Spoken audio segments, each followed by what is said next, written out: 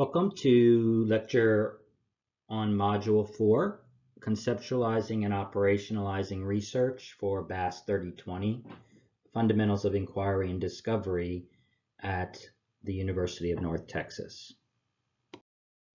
Here's kind of an overview of Module 4. We are going to be looking at material from chapters 2 and 3 in our textbook Curious. There's a number of resources inside of Canvas. There's a glossary on conceptualizing and operationalizing inquiry. There's some details around conceptualizing and operationalizing. We're going to look at operationalizing constructs and measuring variables. And then in our additional materials, which is largely videos, we have a video on how to narrow your topic, on the scientific method, and several videos on the level of measurement. Finally, there's one section of an article around mutually exclusive and collectively exhaustive definition and importance that you definitely want to check out. This week, as far as assignments, or this module I should say, you have a quiz on these materials that you're seeing above. Survey project part A, step 2 is due, and then depending upon whether you're in a full semester class or a shorter class, you may also have some discussion responsibilities that continue during the week within each of your individual groups. In our textbook reading this week, we first start with chapter 2 in Curious and talk about how curiosity begins. So we're looking at early life or childhood, and there's a lot of this we could probably guess, or it seems to have our experience, especially if we've been a parent or have young relatives, but there are some interesting things in here that baby curiosity is actively responsive to what's around them, both their physical environment and their caregivers. Doesn't seem like such a big shot. We are the species that has the longest maturation process. It talks about that, and that this extended infancy or childhood allows for a long focus on learning, both practical learning about how to put stuff in your mouth, to more abstract learning about where things come from, how are things causally related, etc. And this allows the child to have a really long period of focusing just predominantly on learning and curiosity, because they're not focused on survival. Children are their own agents of learning, that this is an active process, that they're actively seeking information, picking up things, putting them in their mouth, throwing them,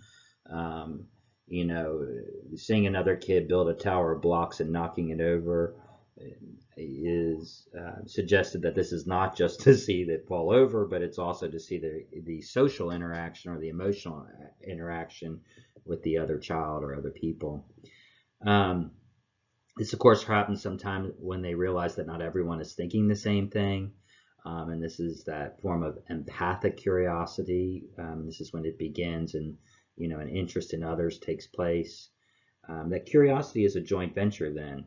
It's actually a joint venture throughout this once the language and communication begins. And it even suggests in this chapter that they don't have to have language.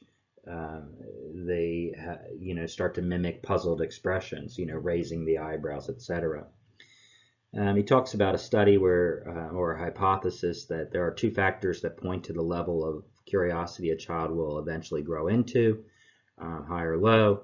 And specifically, this is that their basic cognitive ability, and then the responses the children receive from caregivers in their first years. That if the parent or caregivers are interactive, they respond to questions, respond to prompts, babbling, pointing that we're going to look at, that the child tends to have a continued or growing sense or high level of curiosity. Pointing gets another to share attention. They called this, I think, joint attention of something with the child, and correlates to the speed of acquiring language, which is curious. It is about learning from others and is encouraged or discouraged by the interaction or lack. So if a child is pointing at something and, let's say that the caregiver isn't interacting, this seems to make logical sense to me as well, then why do I need to learn language to interact with that person, because they're ignoring me already when I'm doing some sign language and pointing. Babbling seems to be an indicator the baby is primed to take in information. The baby is trying to interact with the adult, maybe even mimicking what they think of as language, or making sounds. and it creates this social interaction for them to learn from. Between the ages of 2 and 5, children ask about 40,000 questions. This is, if you're a parent, you probably go, yeah, I got it. Because why, right? But it still is a massive amount of questions. And then it talks about and I think this is a great link back to our course, that, children ask questions all the time. And so we kind of think of this as such a simple thing, but it's really not. And that there's really kind of three components of this that, you first have to know that you don't know. In order to ask a question, you have to recognize that there's a lack in your knowledge. Two, you have to imagine that there are different possibilities. You don't just assume that one is absolutely correct, otherwise you wouldn't be asking the question. So you have to imagine different possibilities, different outcomes to the answers. And three, you have to understand that you can learn from others. And so this is a huge thing. It's not a small thing. And, in some senses, our social and cultural learning kind of hinders this process, especially when we look at work. I know that for my own self, and I judge the experience of a lot of folks, that when I first started a job or was younger in my career and experience, I was often afraid to ask questions because I was afraid of how it would make me look, versus, realizing that the questions were actually increasing my value to an organization or job because I was increasing my learning.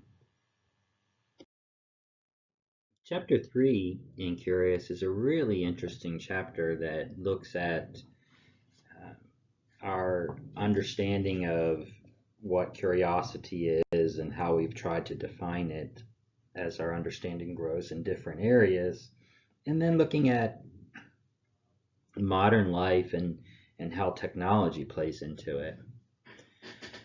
It starts off with the idea that curiosity wanes as we age, beginning to ebb as early as 4 years old. And the idea here is that our early curiosity is aimed at exploring everything. As a child, everything is new, so you're just going from one thing to the next kind of idea. So we move from this idea of curiosity as an exploration to an exploitation. What is the information that best serves me? How can I use it? How can it feed me? Psychologists tend to divide the human psyche into intellect, emotions, and drives, with original thinking that only one was linked to curiosity, obviously the intellect. But research leads to the idea that they are all connected. Early theories thought of curiosity like a biological drive, like it was like hunger or sex drive. But like a good analogy they give is that unlike hunger, after you've fed yourself, you are no longer hungry. Sometimes when you get information, when your curiosity, you feed your curiosity, it actually grows the curiosity even more that you want more information. It's very anecdotal, but it's kind of interesting, and we can all feel some intuitive sense of connection with that likely. Later, it was thought of as primarily a cognitive activity that occurs when there's an incongruity between what we expect and what happens. There's this element of surprise, like, oh, I thought X was going to happen, but instead Y. Now, why did that happen? Or when there's a gap between what we know and what we want to know. It's important to note that this theory was suggesting that it's not just an absence of information that leads us to be curious, but a gap. So the idea here is if I have no information about a subject, and some kind of questioning comes along about that subject, I may not be curious because I may not have any insight at all. So the idea here was that I have to know a little bit about something or a medium bit about something to actually kind of, I maybe might think of it as priming the pump of curiosity. So that that it's not that I have to learn everything or even get my foundational knowledge down in this area that I know nothing, but I have some of that, and now I'm curious why this new thought, why there is this gap, etc. So in order to feel curious, we have to be aware of a gap in knowledge. And it was interesting that it says that psychologically, in surveys have suggested that most of us think we know more than we do, if not maybe even knowing everything. And so they've talked about curious as being a knowledge emotion.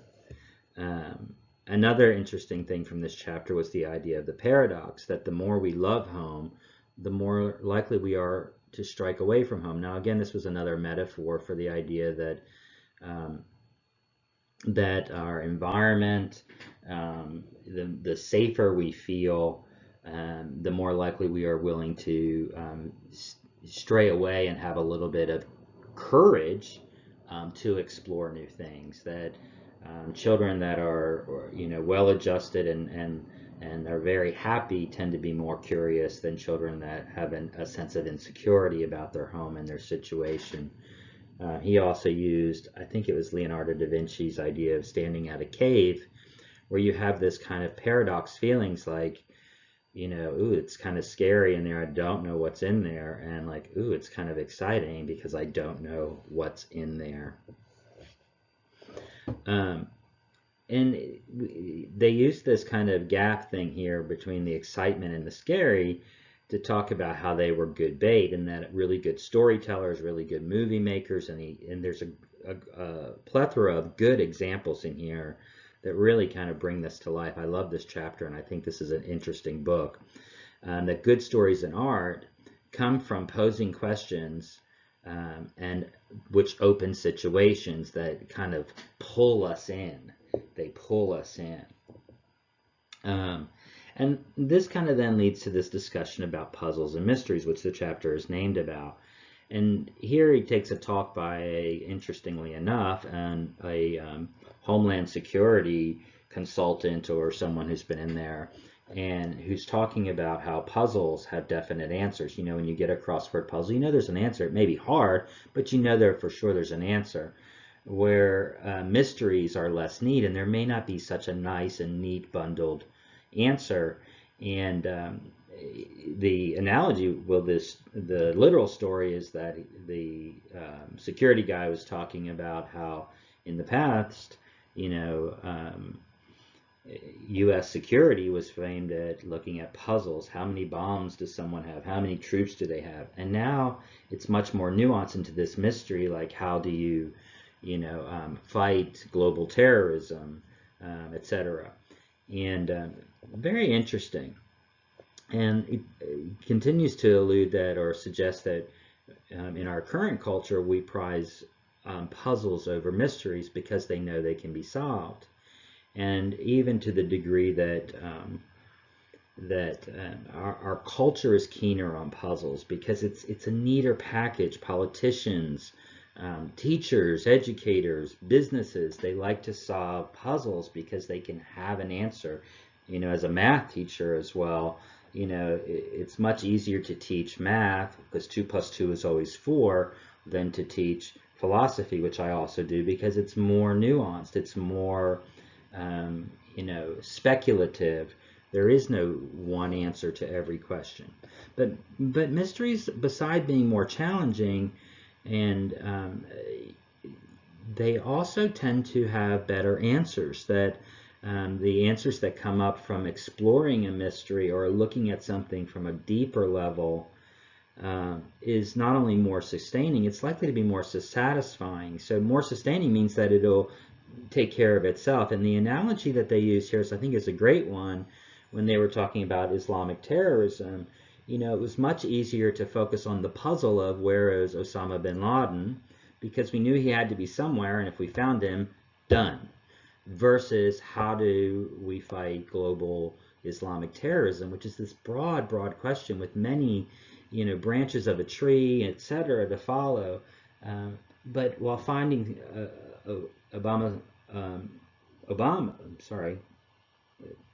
while finding that primary leader, sorry, I went blank there, it still doesn't solve the bigger issue. And when you talk about anything from education to racism to income inequity, it's those mysteries of all the nuances of all the things that are playing in that are much more relevant to solving the system in a sustainable way. And he kind of leaves us with the thought that technology's job is to make things easier, that when we have a question, we Google it. It's even part of our language. Like, I just use Google as a verb instead of the noun, which it is it's a company. But there's a price to pay for that. That just like if I walk, ride around in a wheelchair everywhere, I'm going to lose the health benefits of my legs and of my lungs because I'm not exercising that. And that if we always try to keep things easier and don't exercise this other idea of looking at difficult issues, that there's a price to pay for that. Interesting chapter, and I've just touched the surface. Again, please read this chapter, and you're going to need to for the quiz. We have another glossary here within our Canvas module that is about conceptualizing and operationalizing our research or our inquiry project. A lot of different concepts here. Some of them you'll probably be pretty familiar with. You may be more familiar with the definition than the title, but make sure you add these to your notes and then add them also to your base of knowledge about inquiry. And as you're reading the definitions, I want you to think about how these will apply to your survey project.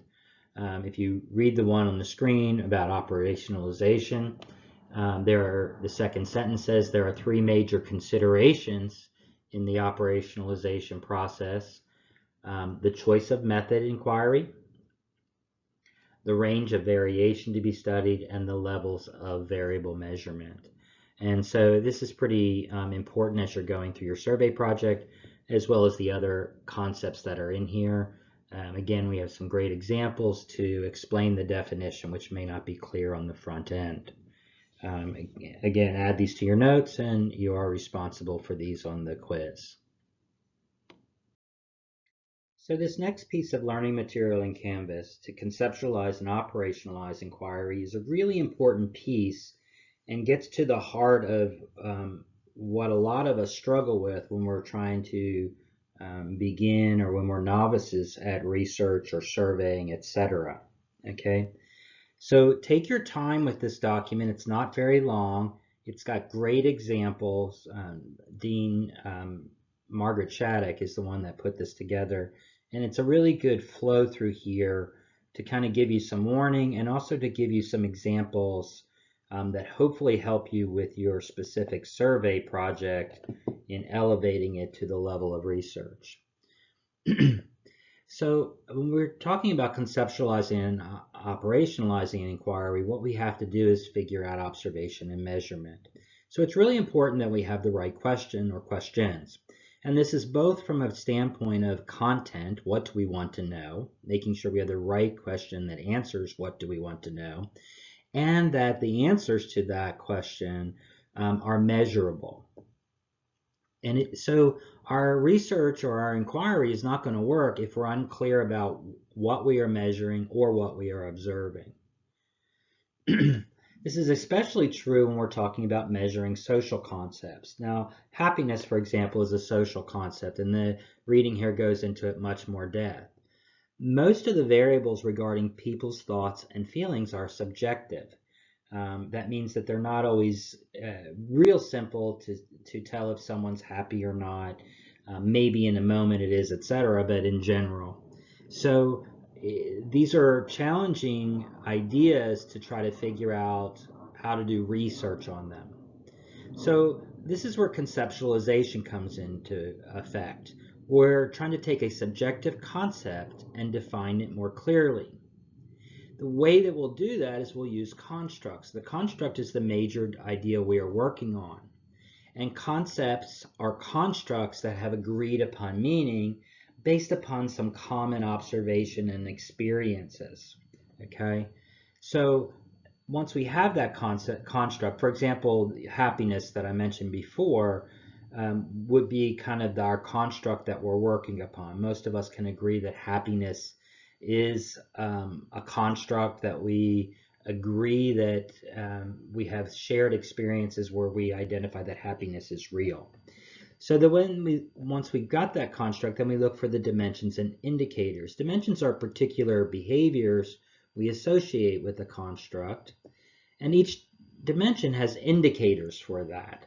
So for example, under the dimension of facial expression, an upturned mouth or a smile would be an indicator of happiness. Perhaps a furrowed brow would be an indicator of anger. However, sometimes a furrowed brow is an indicator of confusion. So you can see where these can be a little bit difficult, but it's really important that you kind of get this whole flow of things. How do you go from a concept or idea down to dimensions and indicators which are measurable so that you can do some valid research? So conceptualization means that we take a rather vague concept, list some of its dimensions, and then find measurable indicators for those dimensions. So our next document and learning material in Canvas is also equally important, and it's continuing on to the next stage and setting up our question process well, and that is operationalizing. And what we're just doing here is putting together a plan for gathering information. One of the things we want to do is look at the quality of our measurements, and specifically when we're measuring things, when we're doing surveys, etc., is it exhaustive? Have we included all the possibilities? And sometimes we want to exclude some of them, but we don't want to, depending upon the question, we want to make sure we include all relevant possibilities. And possibly you might even include some that aren't relevant, but that would then exclude the data perhaps from that respondent. You also want your measurements to be mutually exclusive. You don't want someone to be able to pick several answers in most cases. Now, as I'm talking, I want you to, it's one of those things that every rule has an exception. So I'm talking about generalities here, not absolutes. Sure, it's possible that your measurements won't be exhaustive, and that's okay. But in general, it's not.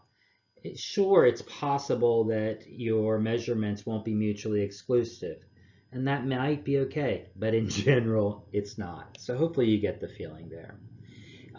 This writing has, again, some great examples of what not to do, why not, to make sure that it's exhaustive, or ways that we kind of overlook whether answers are mutually exclusive, etc. A very common one is to have ranges end and begin on the same number. So you might, like, for example, if you were asking someone how old they were and you said, are you between 20 and 30? Or are you between 30 and 40? Well, notice 30 is in both of those answers, and that's one that we often miss just by not thinking through and not paying attention to the details. So read this carefully. Read this whole thing again. It's another great section and very simple to kind of understand the concepts. Once we've kind of looked at the qualities of measures, we also want to look at the levels of measure.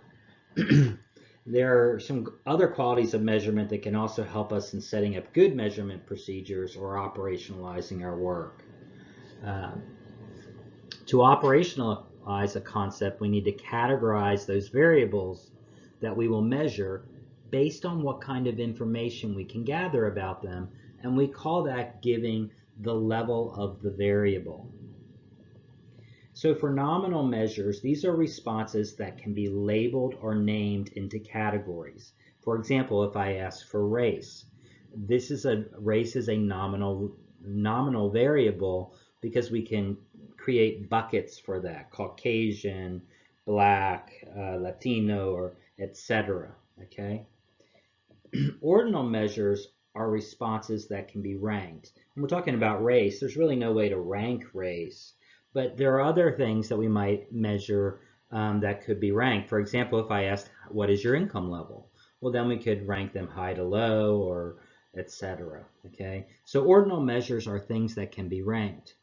Interval measures are responses that are ordinal. They can be put into groups or intervals, but they can also, so that instead of just getting a blank answer, we're grouping things.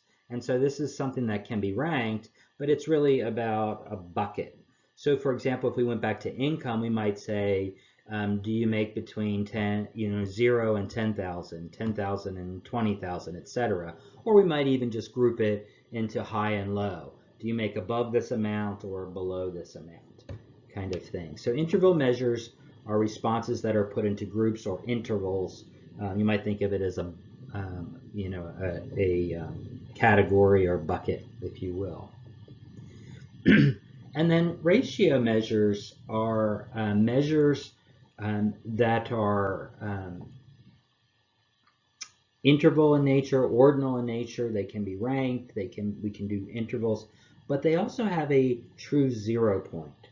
The example in the writing says that, for example, income level could possibly be negative.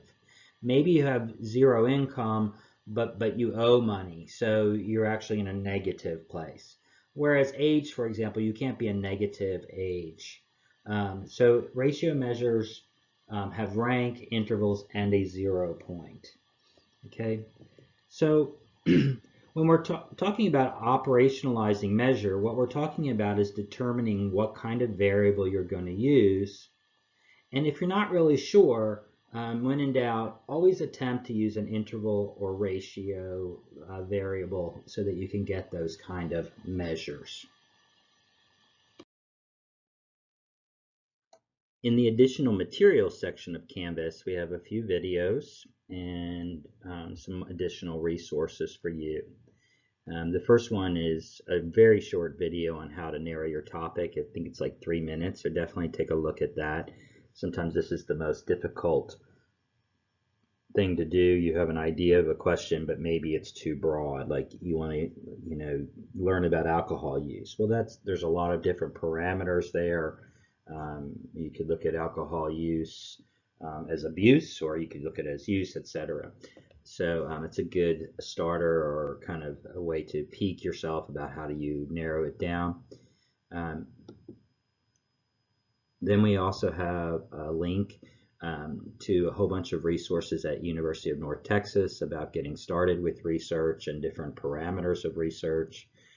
A short article about the scientific method again, making sure that you are using a logical, rational, thought-through process to make sure that your questions are, your survey questions are answering the actual question and the research question that you have in mind. And then a whole series of short videos, I think there's 3 or 4 of them, that are all about the level of measurement. And this is a really key thing to look at when you're designing your survey as well.